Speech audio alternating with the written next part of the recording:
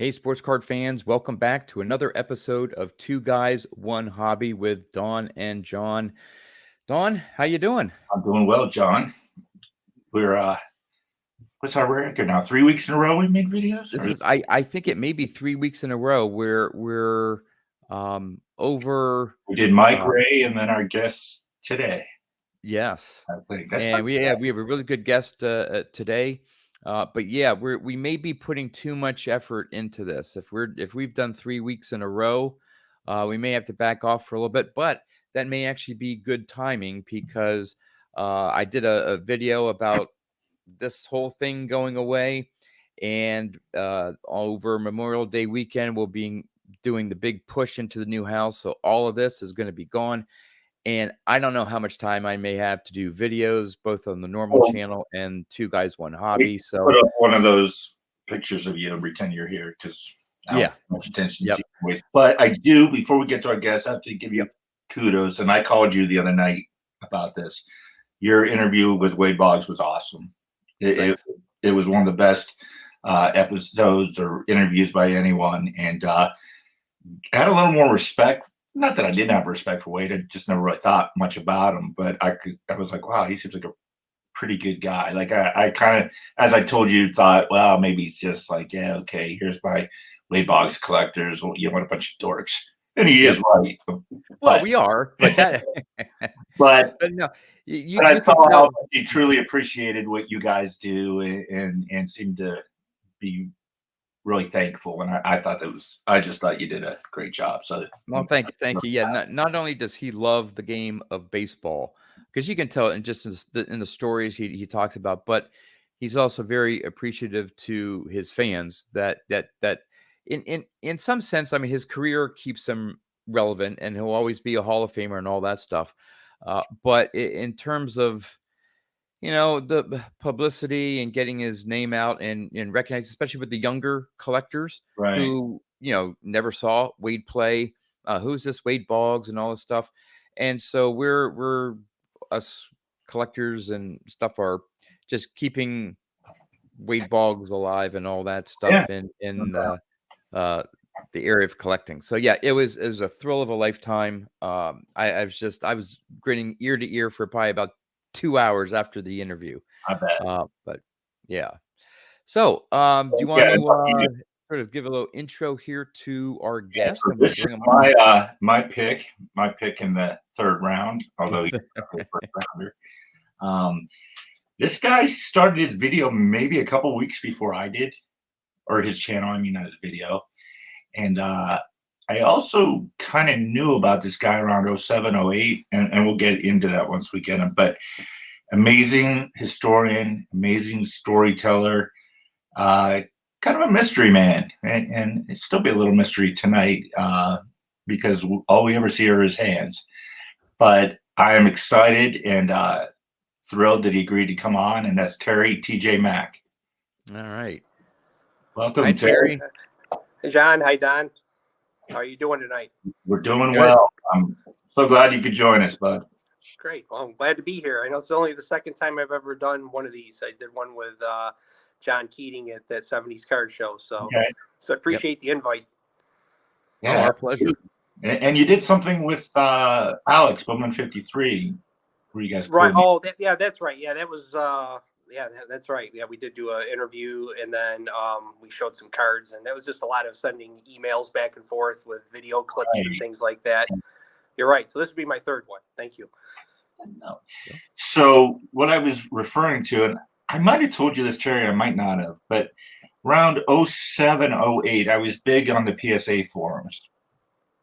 And I remember this guy had all these great display cases, and they had themes.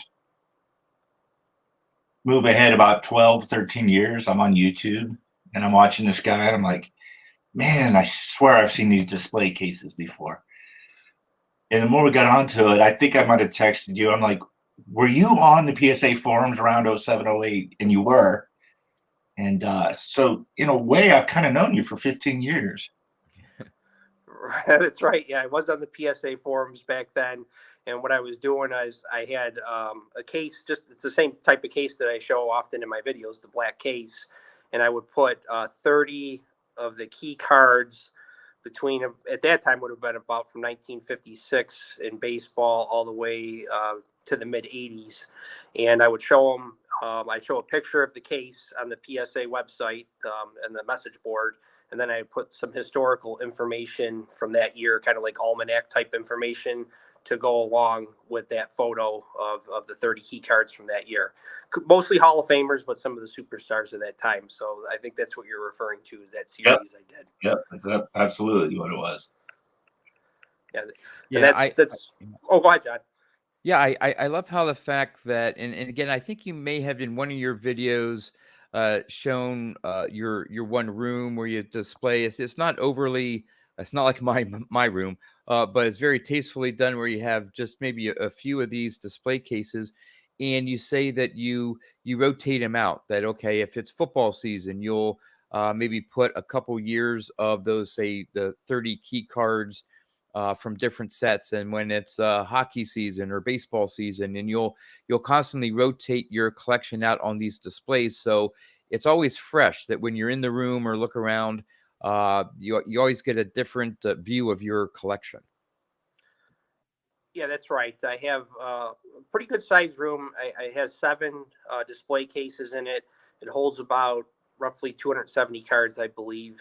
And I did a video recently where I talked about how I store my cards, and I have about almost 2,700 graded cards now. So in order to display them all, I like to just rotate them out of the cases, as you said. So at any given time, it's about 10% of my collection that I put on the walls.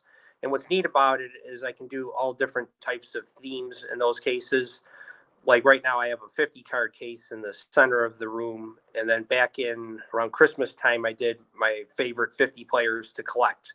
So in that case, I have each of those representation from each of those player collections that I have. And it's hockey, baseball, and football, which are primarily the 3 sports that I collect. How often do you keep the card? Like, how often do you rotate? In other words, to take the time to take the cards out of the display, put new ones in, and put those back in storage. And how often do you switch them up? About every month to 2 months. And when I did that last video showing how I store them, I have it all set up to where they're in I call them Rubbermaid, but I think they're Sterilite, like shoebox cases.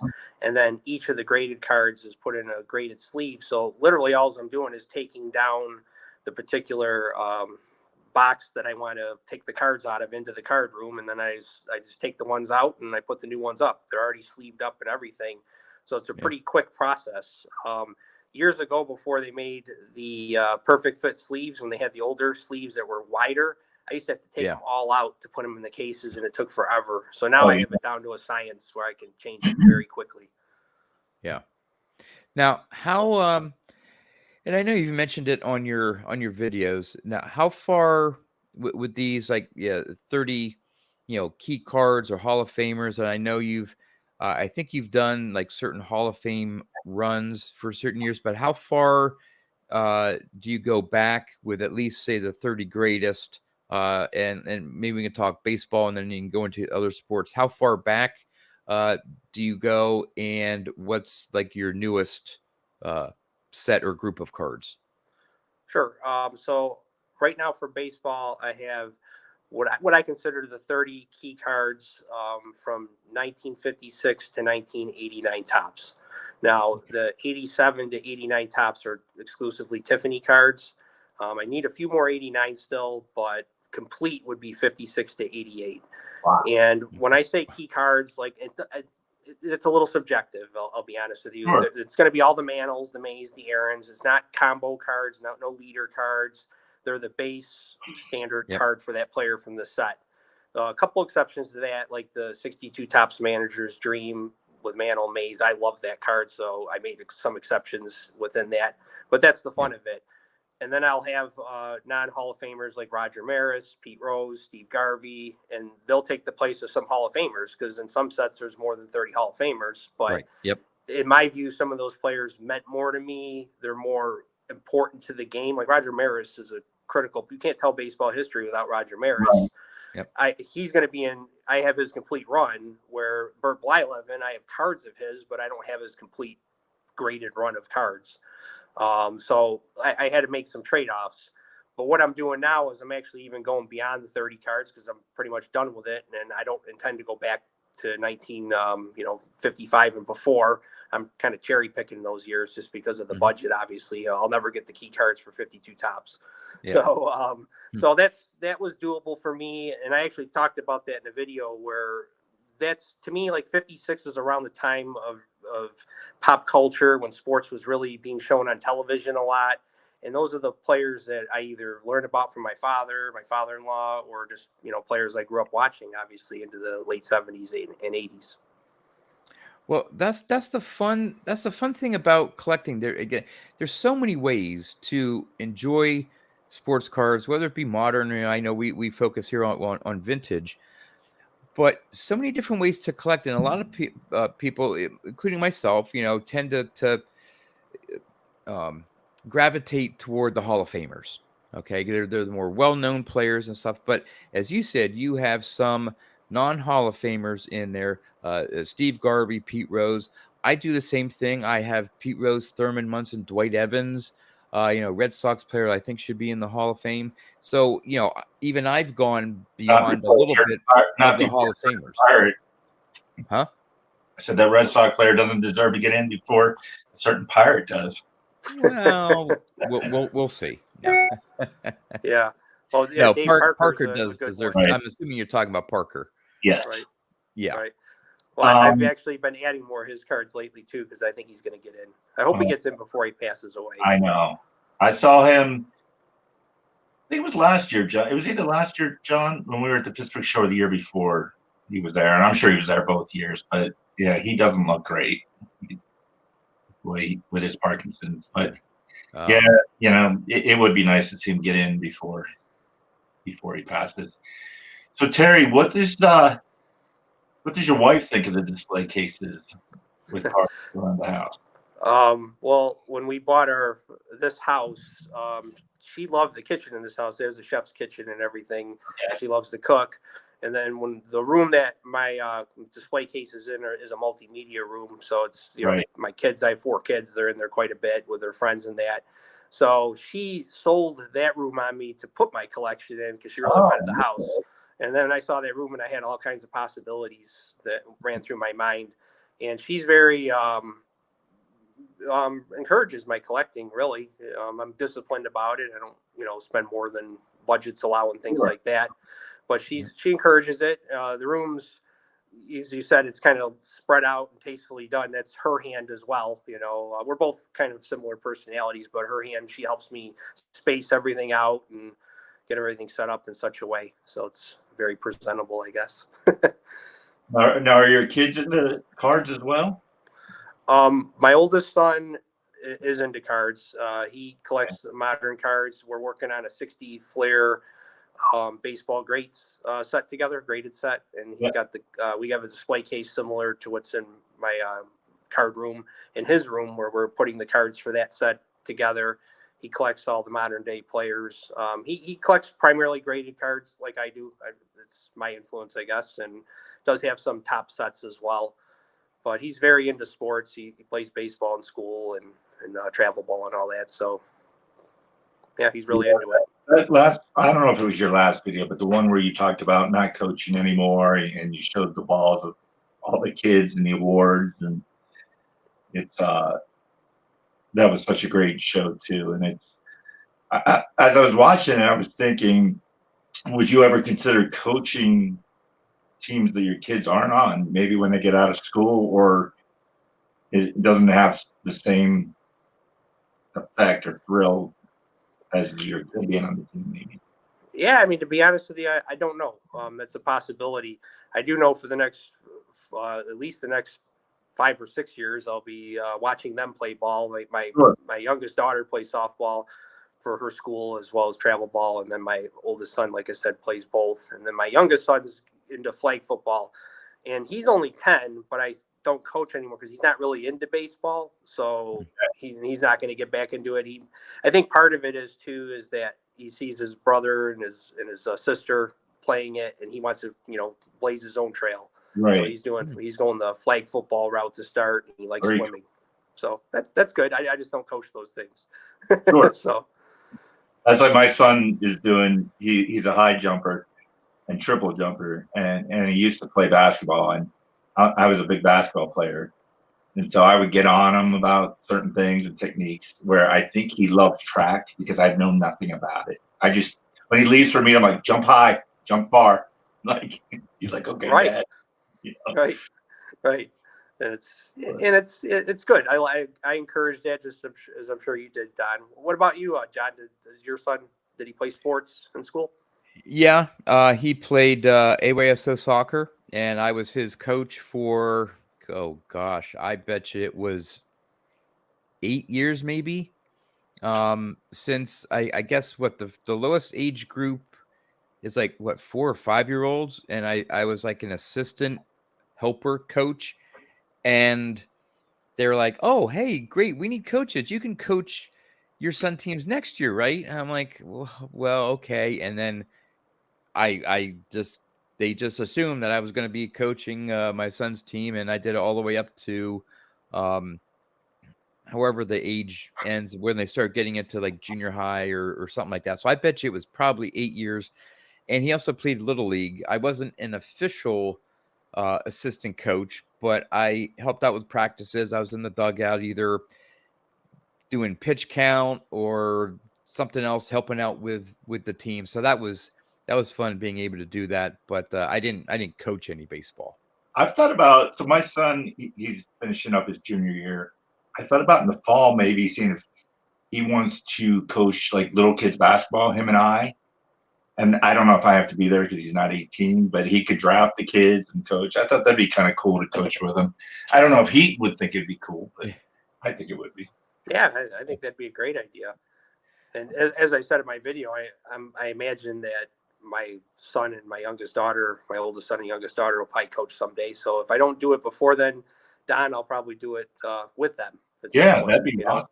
So that's looking forward to those days. But I'm having a lot of fun watching them play more competitive ball now. My son's quite a pitcher. I mean, not going Division I or anything, but he's good at it. My daughter's a good player too. So I enjoy watching that, and then just the what you impart in them as their coach, not just the skills. I mean, that's not even my greatest, I think, gift to them. Hopefully it's the teamwork and just working with other kids of differing skill levels and the patience and things like that. That's really what I imparted out of them, more so than the skills probably. So let's get back to cards a little bit. I'm sorry, John. Yep.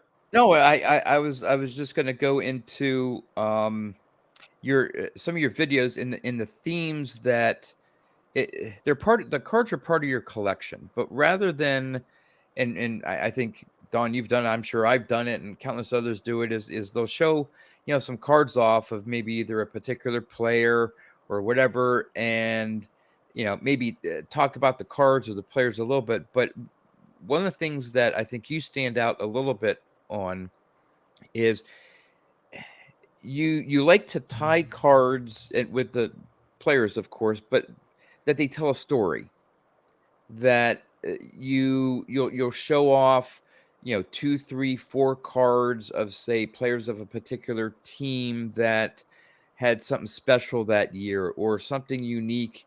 I keep going back. I mentioned before we started recording here, you did one on and I think it was the Houston Oilers, and you had some key players from that, was it 79 season? I could be off, but there's something special about that. And it wasn't just, hey, here are the cards I have in my collection, but you talk about the actual season or event of that sport and tie it into, hey, and here are these 3 players displayed on a sports card.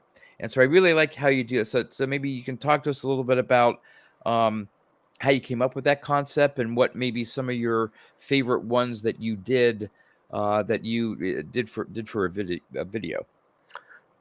Sure. Yeah. So the one that you're speaking of is the Oilers of the 1970s into the very early 80s, were known as Love You Blue.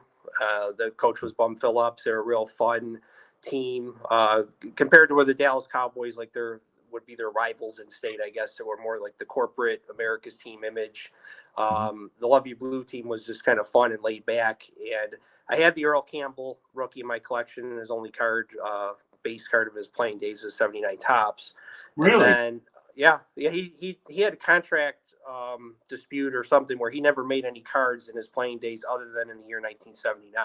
Wow, I didn't know that. Yeah, he had a leader's card, a record breaker card, and then his like a base rookie card in the set. So I have the rookie card, and then their quarterback was just he wasn't necessarily a great statistical quarterback, but he was a good quarterback in the sense that he was very charismatic and just a good leader. His name was Dan Pastorini.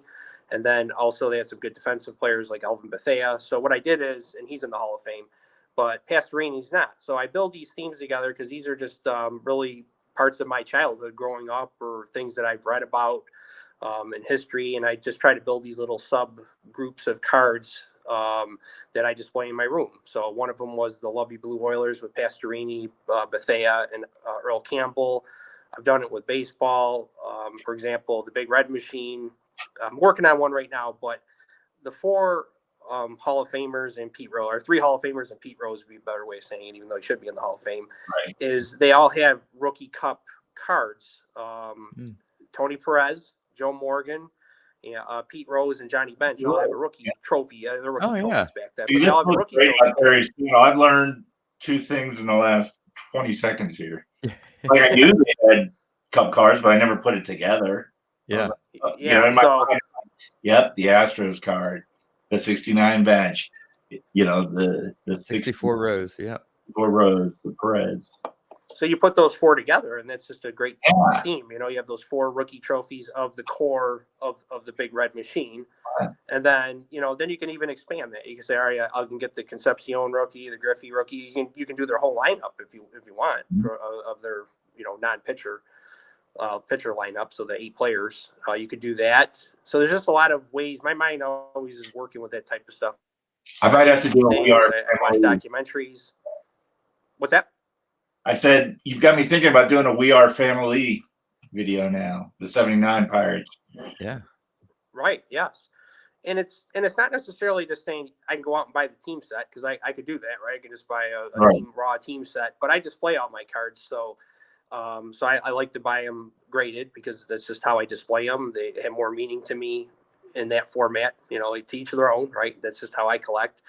And I just like to build those groups. And I've been collecting graded cards since 2000. So I've been doing it a long time. So I'm really starting to deepen my collection by adding a lot of the non-Hall of Famers who a lot of times have very interesting stories that a lot of people don't know about because we tend to focus on the Hall of Famers, which that's understandable because they're the most popular players generally. Yep. Now, are you strictly a PSA slab guy or? No, I'm probably 90+% PSA. I do have some SGC and some BVG.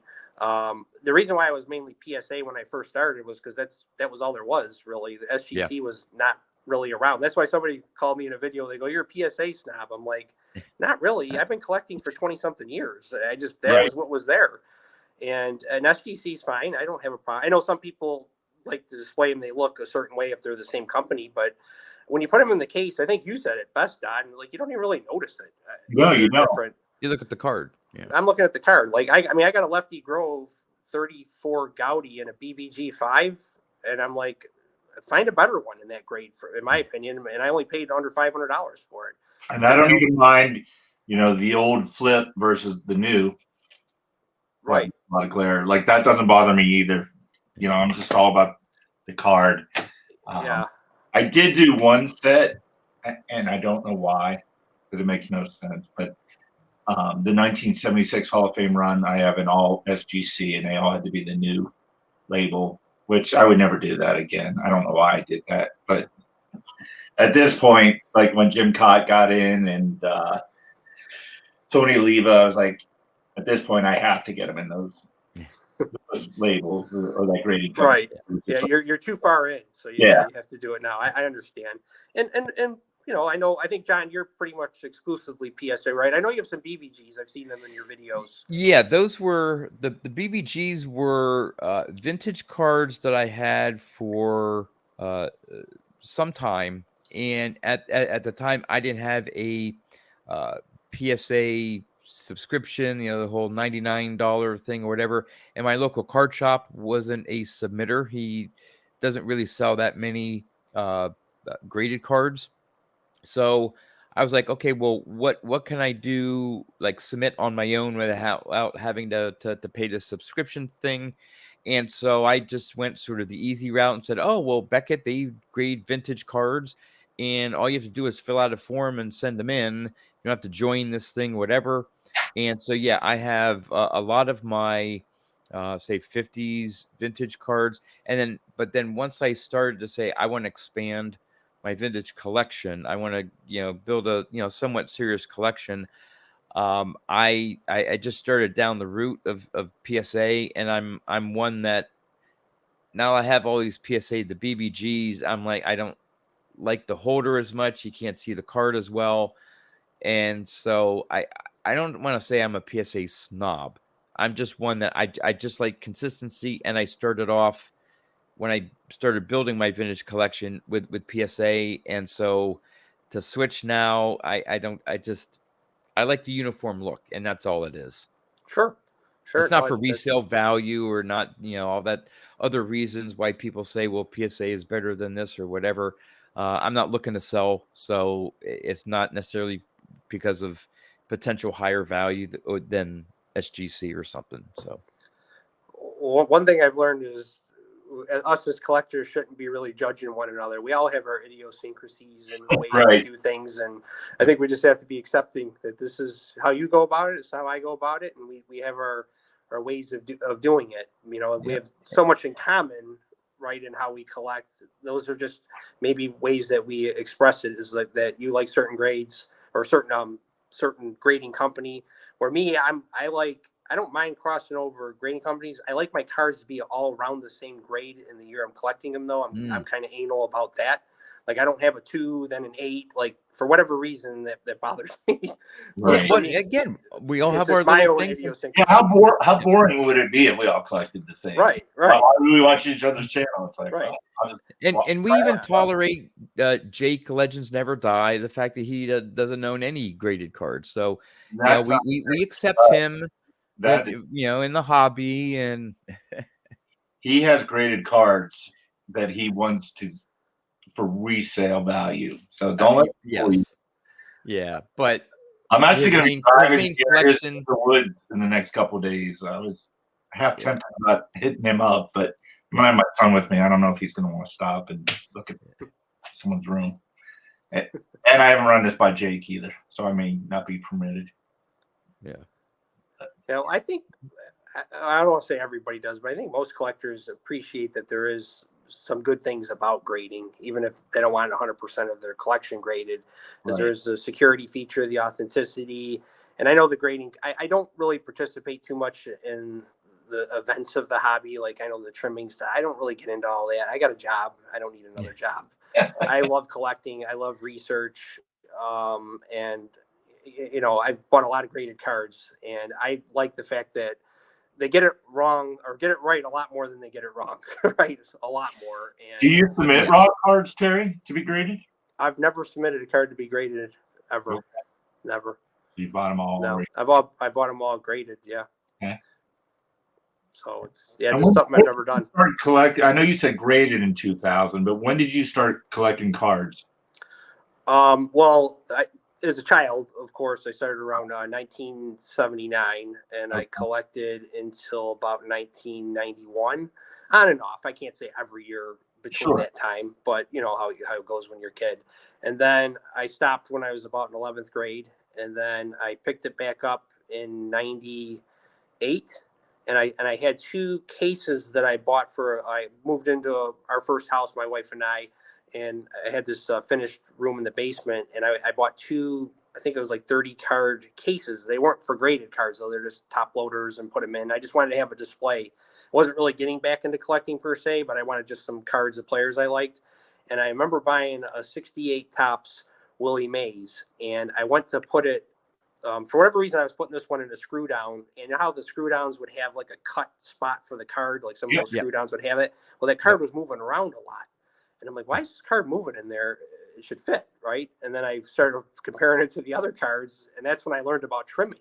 Somebody trimmed the card, and they did a good job because I couldn't tell. I was a novice. And then after that, I'm like, if I'm going to spend, it was like $30 or whatever for the William Mays, I'm going to buy it graded because there's a better chance, at least then, it's going to be authentic. I don't have to worry about the trimming, and that's when I got into it, and haven't stopped since. That's pretty much all I buy now. Yeah, some people I think that are maybe negative on grading think, and maybe the people like us who do tend to collect maybe the majority graded cards, at least for me for vintage, is that somehow we think that grading is perfect, because it's far from it. There are going to be mistakes. It's all human, and you may get one submission where you get a particular grader that may be a little bit more forgiving. Another one may be a little bit more strict. So you say, oh, well, this is, and they get upset about, oh my gosh, this only got a 6. I thought it was going to be a 7. Or maybe someone is surprised, wow, this got a 5. I thought it was going to get a 4. It's very subjective, but I think there's protecting it more often than not, knowing that it hasn't been trimmed or altered.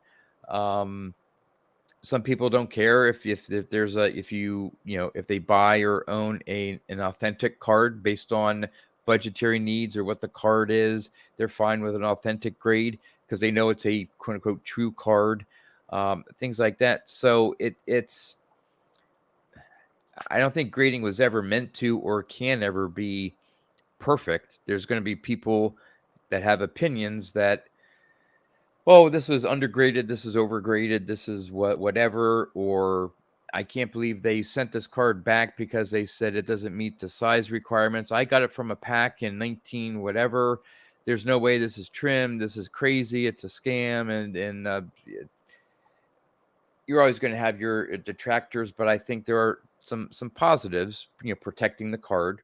Terry, like you said, you have a greater sense that a card hasn't been trimmed.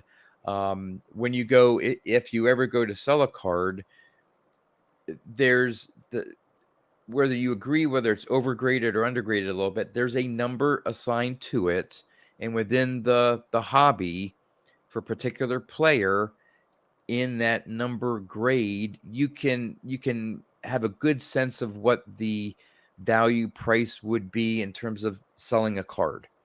There's no, well, I think I call this excellent mint. Well, you don't know what you're talking about because it's only VG plus or whatever, and I won't give you this much for it. At least there's a third party. They could be wrong, but at least a third party in terms of the buyer and seller saying, no, I believe it's this. Now you negotiate the price. So, and I think, at least for me, at one time I was all about the grade.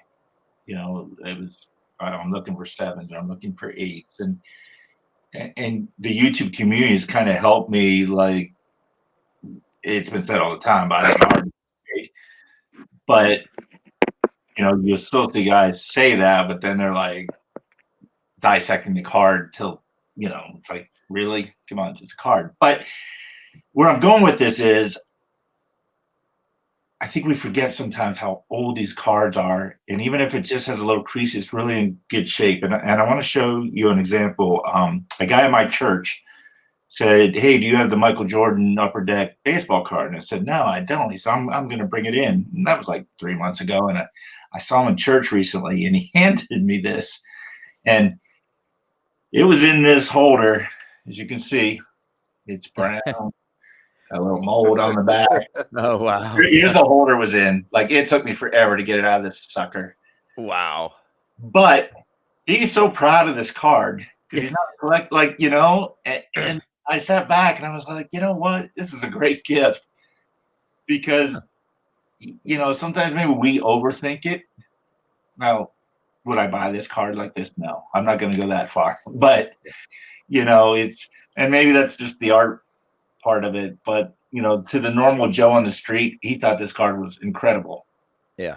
And I do too, that he gave it to me, but when he gave it to me, I was like, whoa. But like you said, you may not you may not go out and buy that particular card, Right. but that card has a story behind it. Yeah. So, some of these vintage cards that have some wrinkles or creases or rounded corners or whatever, yeah, they're not perfect and maybe not be worth as much as ones that look pack fresh or pack pulled or all this stuff. But there's a story behind it because at some point, someone got that card, either a dealer or someone who collected it, and put it in a protective Right. sleeve, top loader, screw down, whatever the case may be, because they didn't want to have the card damaged any further. But up until that point, it was owned by 1, 2, 3 other people who just liked the card and didn't care what the condition was. So they may have, flipped it against the wall with their friends and whoever, hit so many cards, wherever they got them and all that stuff. And, Um, and the beauty of this, there's more of a chance of me displaying this in my card room than a nice new one because of the story behind it. That someone Yep. thought enough of this card and me to give this to me, knew I collected cards and said, "Hey, I've got something for you. I've got that story," just like you were saying, John. And that's what's great about this. My wife laughs at. She's supportive, but she's like, "I don't get it. You guys talk about the same thing over and over. All you talk about are these cards." But they mean Right. something, and it's even better if it has a story Yep. than just I love this card. I don't have a story behind it. I don't even remember where I got it. Where that other card, it's like, and you can do videos, and that's what Terry does, and that's why I like your channel too. Is I kind of feel like I've been influenced by you, Terry, by building these display cases, kind of going by these sets, because I enjoy seeing yours, and I'm like you. I like my cars to be out and displayed. I don't want them in boxes. To me, what's the point of having them if I can't look at them? And Right. like you said, That's right. the grading has gone away for me. Because I sit back and I just see them all together, and I'm looking around the room now. Although I look back here, half the cards are missing because I just did a video. Or gonna put them back, but yeah. Now, Go ahead. oh, what Terry? You said that you collected. I think you said starting in what 79 to Yeah. about So 91. right. Well, do you still have those cards from when you first started collecting? I have some of the sets from later years. I don't have any of my early cards from '79. Probably into the early '80s. I think my mom got rid of those at some point. But I had in Oh, my I had this put like a chest down in our basement where I had a lot of my sets that I put together in the later '80s, and I still have those in early '90s. But I'd sold a large portion of my childhood collection when I got back in because I said I wanted to go mm, all in to this graded route. This is what I want to do. And I'll be honest with you, for me, the grading offers liquidity. You can sell your cards if you have to. I mean, I had a very sizable basketball collection at one time, and I sold the whole thing at auction because I wanted to go to football more. Like I had a good football collection, but I wanted to get into the 1950s, and I don't have the money, frankly, with 4 kids to start throwing that Right. kind of mm-hmm. money into the 1950s. And basketball cards, they were pretty much giving them away. It felt like Yeah. in the early 2000s, and that you were getting them so cheap. And then right around 2000, before COVID, believe it or not, they started going crazy.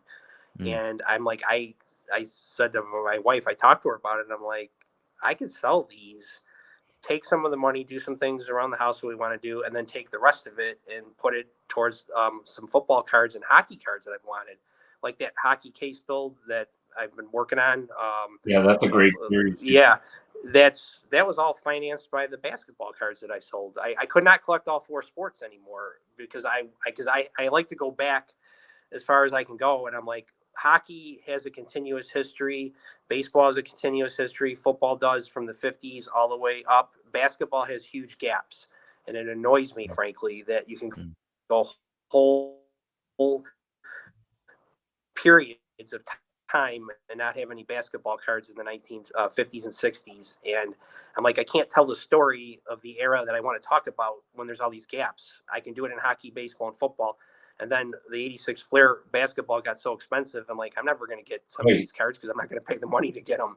So I made that decision. And the last one I sold, which was the hardest one for me to sell, I had the Bird Magic rookie, the panel card, because Bird Magic, that was what I grew up with, like we all did here. John and Don. And it was hard for me to sell that one, but I'm like, I need to, because I want to get Otto Graham's rookie. I want to get Norman Van Bracklin's rookie. I want to get all these rookie cards. So I made a pivot in my collecting. And it doesn't mean I did it for profit. I mean, that's what a lot of people think we're doing. We're not doing that. I don't buy cards and say, oh, yeah, I'm buying this because it's going to go up in money. I'm buying it because I like the card, and I'm going to buy the best condition I can afford. Okay, that's just how I collect. Everybody's different, but it gives me the liquidity. It gives me, when I move on, my cards are all cataloged. It's still going to be something for my family to have to deal with, but it's going to be a lot easier for them to deal with these cards than it would be if I had a large raw collection. And that's just the way I look at it. I have to be responsible for me and to my family. So this is it's easier to move with 2,600 cards and a few sets that aren't worth very much versus having 100,000 raw cards. How's my family going to work through all that? That's just my thought process. My son's eventually, and he knows he's gonna get all this and have all the headache of dealing with all this. And while he was into sports cards, mainly baseball, for a few years, mainly when he was playing little league and stuff, but he's in college now, and he has much bigger things to deal with than sports cards. But if he should never get into it and ultimately get this collection, he's not going to want to go through. Now, again, he's going to have to do it for the Boggs cards because I have very few of them graded. But for my vintage collection, he could just throw a listing up on eBay. 1953 Topps Mickey Mantle BVG 2.5. Opening bid, whatever, and he just lets it go, and the market will take care of itself, and he won't get gypped by someone saying, "Oh, well, yeah, this card's not really in that great condition. I'll only give you this for it," and because he may not know. So yeah, it gives that peace of mind, at least for me, to know that, and he'd probably sell most of this stuff, that he'll get what it's properly worth. $20, right? $20. Yeah, and the reason why I do a lot of my videos when I first started, it was really for my family. Like, and then it just kind of morphed into like, hey, I really like talking about some of these cards and what they mean to me. But a lot of them I do for my kids. And I talked about one video. I don't even show all my videos because they're not always sports card related, but I just save these things for one day they'll appreciate it. My father passed away, I don't know, about 10 years ago. So I wish I had asked him some things. So that's one of the reasons why I talk a lot about my father-in-law, my dad, and make those connections, because I think they'll look back at it someday and be glad that I did it. And I think people appreciate it. I mean, people leave a lot of comments, and I always enjoy that.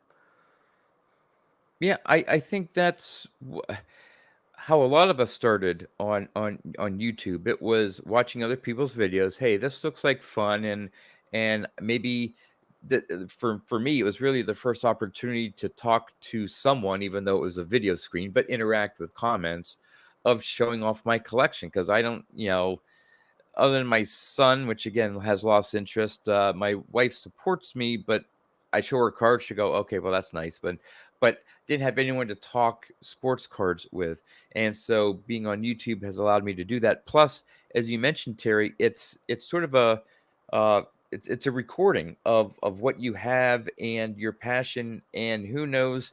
My son, when he gets older, maybe grandkids can look up my YouTube channel, because the videos will still be out there, and oh, there's Grandpa talking about his Wade Boggs collection again, and it's just like a little time capsule, things like that. So you mentioned your father-in-law, and then we're getting on here on the time, but one part, and this is not your collection, but one I think you said it was your father's, is you have a bunch of sports magazines from the 50s, maybe going back to the 40s as well. Maybe you want to talk about that. How you've done some videos on them and how it talks about the history of the game and maybe the importance of those magazines because they were your father's. Sure. Yeah. My father-in-law was an extensive reader of sports magazines, and he saved them all. And I remember I've known my wife since high school, and I remember going to her house, and he used to keep them in the back, like closet area, and he had them in these boxes. And then when he got older, he had given them to me, and he said, "Yeah, you might like these." So I started going through them. And this was probably about, I don't know, 6 or 7 years ago, and I started going through it. I'm like, wow, these are really neat. I'm learning a lot here. Just the cover art, the articles inside. You're learning a lot of the contemporary views of the players, and I'm like, these are great display pieces. So what I did is I bought a magazine rack and I put it into my card room, and I switched those out as well because I probably have well over a couple hundred magazines, so I'm always switching them out in different themes. And then I started incorporating them into my videos and into my collecting because I have a lot of the cards from the years the magazines came out. And I'll also buy some non-Hall of Famers because it tells you how relevant players were in their time. Like Maury Wills, for example. Hmm. I know he stole the most bases in 1962. He didn't have a Topps card for a while, I think until 1967, I believe. And he was all over magazines in the 1960s. I have probably 4 or 5 magazines with him on the cover. He was a huge player of his era, and he's pretty much forgotten other than the stolen base piece of his career. So he was a big name. Vita Blue, I know, just passed away. If you go to the early 70s, he's going to be on a lot of the covers. You'll see like Rocky Colavito. My father was a huge Rocky Colavito fan, and he was on the cover of a lot of magazines back then. Kenny Boyer should be in the Hall of Fame. He was a great third baseman. Another one that's not on a lot of magazine covers, but I was just been reading more about him recently. Cleat Boyer. A lot of his contemporaries thought he was better than Brooks Robinson defensively. Wow. A lot of them, including Bill James, I believe, as well, at least put him up there in the same era as Brooks Robinson. And you don't even really hear anything about him other than No. he played for the Yankees. And I think that's what the magazines have really taught me, is that piece of it, is just, appreciating the contemporary writings about players and wanting to put that into my collection. So my father-in-law has really opened that door for me in my collecting, and I'm a lot happier of a collector now. I feel more well-rounded because I'm incorporating a lot of the other history of the game, like Willie Davis and Tommy Davis for the Dodgers. Great players. I mean, Tommy Davis had one of the best seasons going in 1962, and it's like you don't hear much about him. And I just like having those kinds of cards in my collection now, and they're fun to talk about in videos because you don't hear about them all the time. And that's what I think is one of the appeals of your channel. And for those watching this, we'll have a link to Terry's channel in the description here. So definitely go check his channel out if you haven't done so before. But it's the stories, it's the history. Because I know, I mean, it must take some amount of a good amount of time to do the research, or if you know something to look into it, and not only to read it and understand it, but then present it in such a great way on your videos. Do you like script some things out or take notes as you're doing the video, or is it just from like recent memory of just learning about certain things? Or Yeah, so I do it a couple different ways. Sometimes I will script out what I say. I write it myself. And because sometimes I like to be efficient. I don't want my video to be longer than it needs to be, and I don't want to hem and haw a lot going through it. So if I'm talking about something that is profiling a player, I'll tend to research it, do a lot of reading on it. I mean, well, I'm not like reading books or anything on it, but I'll just do some web research, articles, and then I'll put together like a 5-minute piece about it. Because what I have learned is I don't think people want to hear the whole life story of the player. I try to share a couple anecdotes, something that stood out for me in their career, and I try to like move through it. That way, if you're interested in it, you might say, yeah, I'll read more about that player because he's interesting to me. Or, and I've had some people say, wow, I want to buy this card now because I didn't know about this player. Like I did a profile recently on a football player, Charlie Hennigan, for the AFL. He was the single season receptions leader and yardage leader, and he did it in 2 different seasons as a wide receiver. Nobody's ever heard of this guy hardly. yeah, and he held those records for like 30 years before they were broken. He was doing things in the 60s that didn't, or 20 plus years that didn't get broken until the 1980s. So what made you research a guy like that, or how did you find that out? So I was listening to a Showtime series from maybe 10 or so years ago on the AFL, because I love the history of the AFL, American Football League, and I find it fascinating how they competed with the NFL and eventually brought the NFL to their knees when they were beating them in the Super Bowls. And what those gentlemen did, those owners, to take a team that took a league that started in the early 60s with some cast-off type players from the NFL, and then they're taking Joe Namath away from the NFL by the mid-60s. So in 5 years, they went from taking everybody's leftovers in the NFL, even guys from the CFL, and then taking Joe Namath and, you know, a lot of the big names and putting them in AFL jerseys is fascinating to me. And I just wanted to learn more about that history. And then I read about guys like Charlie Hennigan and other great players, Cookie Gilchrist, who's one I talked about recently, but I'm going to do a video on him again soon. He was like the Jim Brown of the AFL. I mean, he was an unbelievable running back. He was 6'3", over 200 pounds. He would run over his offensive linemen if they didn't get out of the way. I mean, he was that kind of a back. He just plowed through you. And he didn't get into the AFL until he was 27 years old, because the Browns tried signing him to an NFL contract when he was too young, and they got nullified by the NFL, and he had to go play in the Canadian Football League where he dominated. And then the NFL wanted him back. Well, the AFL Buffalo Bills ended up getting him. And then his first year in the AFL, he wins the rushing title and scores the most rushing touchdowns and wins the AFL Rookie of the Year and is an All-Pro. So just things like that. I just love stuff like that. So I bought his card, and I like having it in my collection. That's what I like about certain channels too. I think people are under the assumption that they can only make videos when they get new cards. And to me, you know, I just did one on the 55 World Series using cards that I already had and a little bit of reading up on it. And I said in the video, like, you know, I'm trying to teach a little history, but I'm really teaching myself, because I'm doing the research and I'm learning things I didn't know about.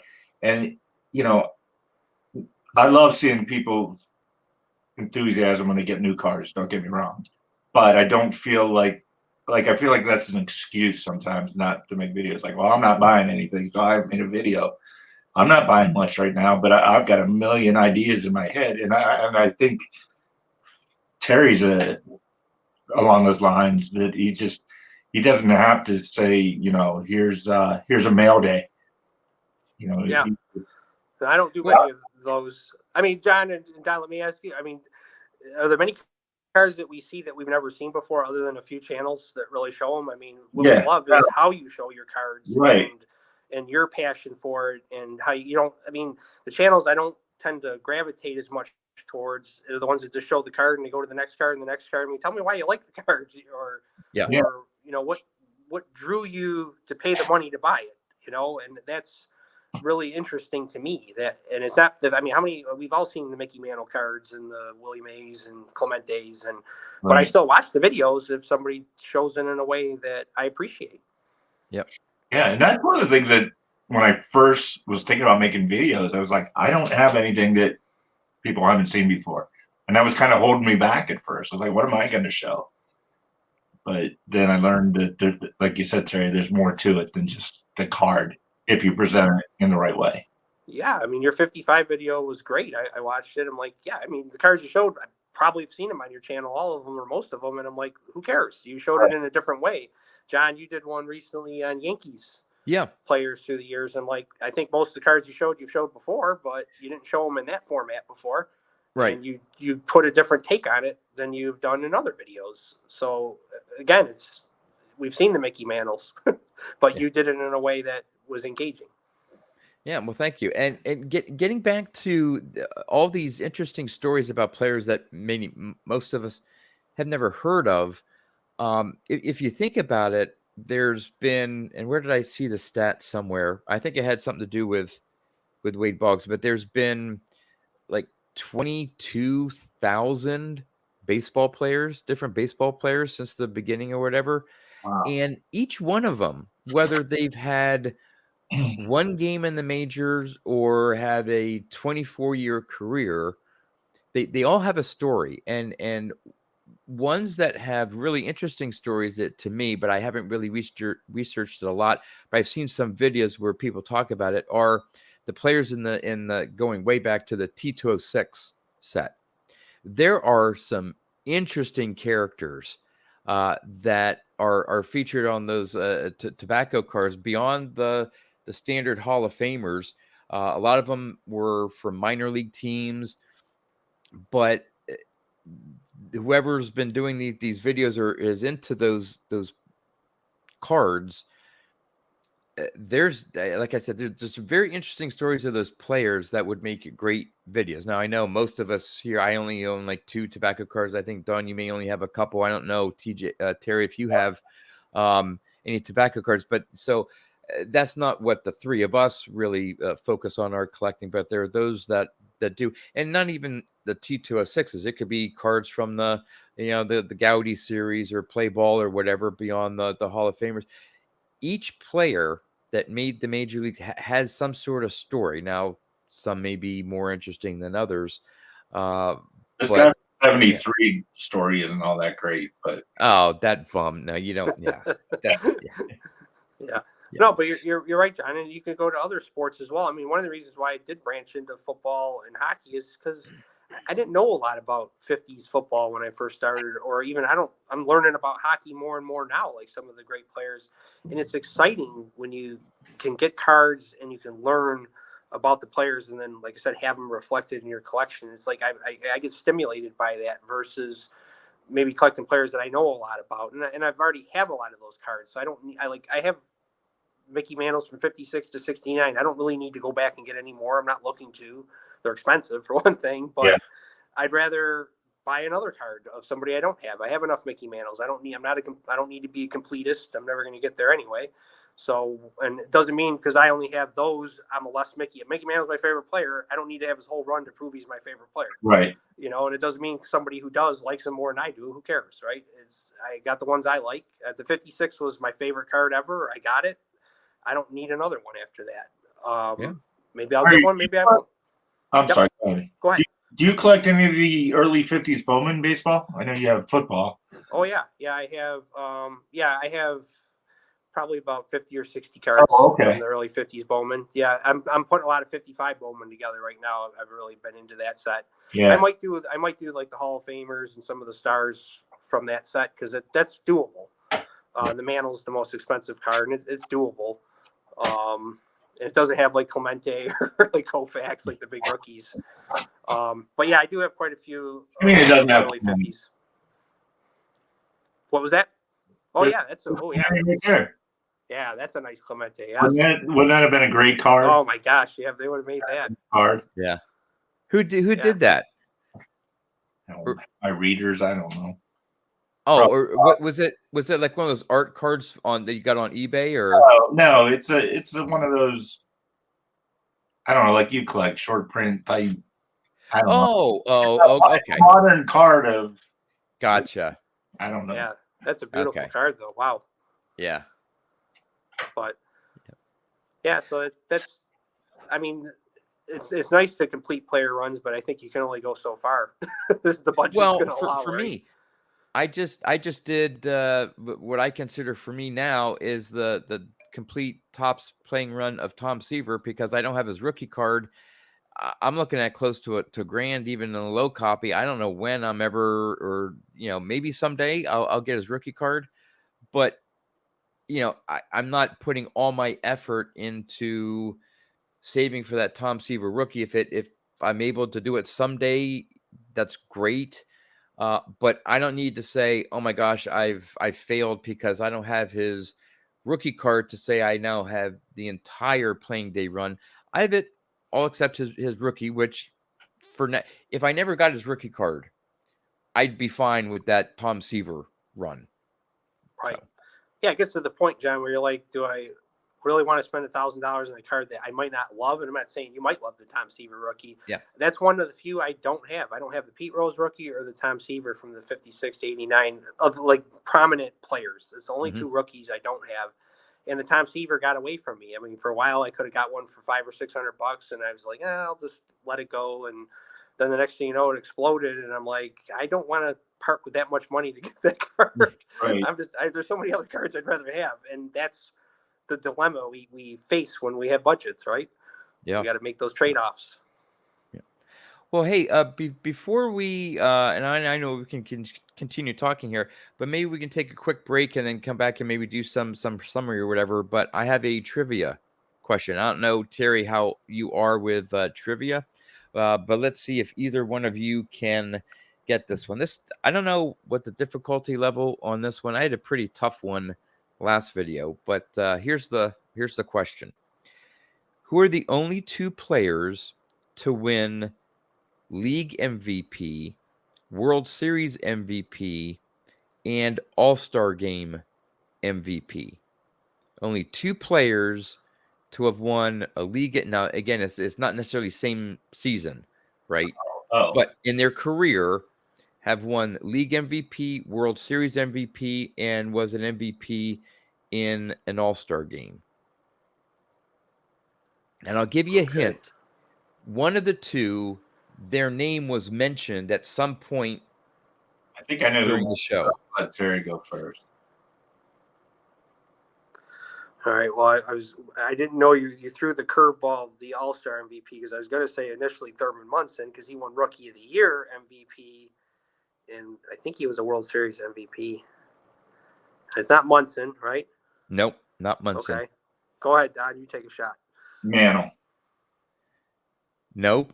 He was probably. I don't know if he was a World Series MVP. He was obviously he won an MVP. No, it wasn't Mantle. Again, one of the two were mentioned at some point during this show. Clemente? Nope. He was an MVP and a World Series MVP. It didn't win All-Star MVP then. Okay. Yeah. Musial? Nope. Wasn't sure. What about Pete Rose? No. Oh man, it's like. What else did we mention here? I think a lot of 1, 2, or 3. I think a lot. You can think of like league MVPs and maybe someone who made several All-Stars. Okay, well maybe they were an MVP, but maybe Willie Mays. Okay, well then if they were in a World Series, did they? So it Willie is. I Mays. guess pretty tough. You said Willie Mays? Is that what you said, Don? Willie Yeah. Mays? No, not Willie Mays. Boy, Steve Garvey. I'm just trying to think. No, He won an I'll MVP. let you know the player that we had mentioned previously. Okay. Frank Robinson. Oh, Frank Robinson. That's a good one. Wow. Okay. Okay. And I'll let it go here, but then I can give one more hint. And the other player was at one point. Well, I don't know if they. No, they weren't. No, they were never. See, I thought they were teammates. They were not at one point. Wait a minute. Maybe they were. Frank Robinson they may was have been teammate? teammates at one point. Yeah, I'm confused. Teammates with who? Frank Robinson? With Frank Robinson. Sorry. Okay. Yes. All right. So he played with the Indians, the Dodgers, the Reds, and the I think so. the Orioles. Yeah. Yeah, they would have been teammates. All right, so you got Brooks Robinson, Pete Rose. We've already said Pete Rose. Well, Terry, you technically did Brooks say Robinson? Brooks Robinson. Oh, okay. Yep, they Brooks were teammates, Robinson and for Frank several years. Robinson. Okay. Brooks Robinson won the 64 MVP, Yep. the 70 World Series MVP, and the 66 All-Star Game MVP. Frank okay. Robinson won the 66 MVP, 66 World Series MVP, and 71 All-Star Game MVP. And he won 61 MVP as well. He won the American League and National League MVP. So yeah, True. That's a good trivia question. That was a tougher one than yeah. Yeah, That was really good, John. Good job. Now Now, you Don, embarrassed no, us. you have to come up with one to stump me, which is not going to be hard. Yeah, I was on a as roll. we've known. First couple episodes, I did well. The last two, I haven't got even close. Yeah. Yep. So, yeah, Terry, it's been great having you on and getting your insight on how you collect cards, how you see cards, how you see the stories behind the cards, and I think a lot of it is there's a lot of similarities between Don, myself, other collectors out there, but there's also differences that make each of us unique in how we collect cards, and that's what's special about the hobby. Yeah, I would agree with that, and that's what I love about the community is you watch different people's videos and you get different perspective on things. I mean, there's some like John Mangini and Dave Blue Jacket 66. They collect cards that I am interested in because I don't know a lot about them. They're not particularly, some of them aren't particularly art cards to me. Like I like colors and things like that. Like some of the older stuff is not as attractive, but it's rare. So it's interesting and it has great stories behind them. So I love learning about those types of cards and beauty's in the eye of the beholder. It's just my preferences. I like colors. I don't mind some black and white if it's like I love the 39 play ball Bill Dickey because he's in the old catcher's gear. He's looking like he's at home plate. That's a beautiful black and white card. And there's some beauty in black and white cards, but I think we'll be honest, some of the rarer cards aren't always the most attractive cards because they're not made of the best quality papers and things like that. Right. But they have a place in the hobby and there's and they're just wonderful to have in everybody's collection, but we can't collect everything. So that's the beauty of the community is we can see other people's collections, what really attracts them to adding cards to their collection, and that's what I enjoy. So I was thinking I had to Bill Dickey, but it's Mickey Cochran. I was wrong. Oh, okay. Hold on here. Yep. Yeah, that's a good one too, though. That's the 40 play ball, right? Yeah, that's a nice one. Yeah.